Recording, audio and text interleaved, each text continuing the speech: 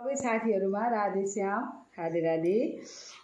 धेरै साथीहरूले माला कसरी जप गर्नु भनेर सोध्नु भएको थियो। यो झोली हो, यो झोलीभित्र माला छ, यसरी माला छ। यो चाहिँ पुरै 108 माला छ, दाना छन् यसमा। यो चाहिँ तुलसीको माला हो। यो सुमेरु पर्वत हो। हामीले यो सुमेरु पर्वतको छेउबाट जप्न सुरु गर्नुपर्छ।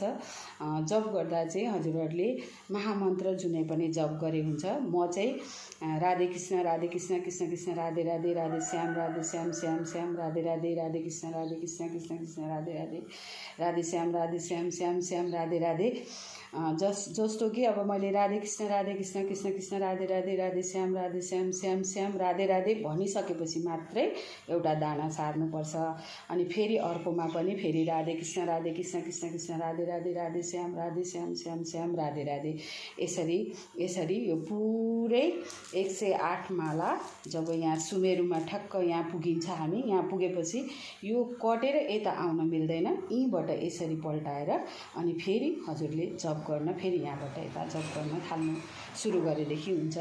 अब हजुरलाई हरे कृष्ण जप्नु छ भने यसरी हरे कृष्ण कृष्ण कृष्ण हरे हरे हरे राम राम राम हरे हरे हरे कृष्ण कृष्ण कृष्ण हरे हरे राम राम राम हरे हरे भनेर यसरी नै जप्नुपर्छ। विधि त्यही हो।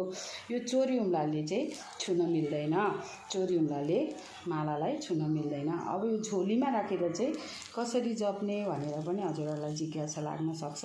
म त्यसको लागि पनि भनिदिन्छु। चोरी उम्ला छिराउने ठाउँ हुन्छ यहाँ झोलीमा। अनि यो चोरी उम्ला यहाँबाट छिरायो अनि यो माला यसरी घाँटीमा लाए पनि भयो हैन, यसरी हातैमा यसरी बेरेर पनि अनि माला जप्न सक्नुहुन्छ। अब आफूलाई जुन मन्त्र जप गर्नुभएको छ त्यही मन्त्र हरे कृष्ण कृष्ण कृष्ण हरे हरे हरे राम राम राम हरे हरे, अथवा राधे कृष्ण कृष्ण कृष्ण राधे राधे राधे श्याम श्याम श्याम राधे राधे भनेर यसरी जप गर्न सक्नुहुनेछ। सबैलाई राधे राधे।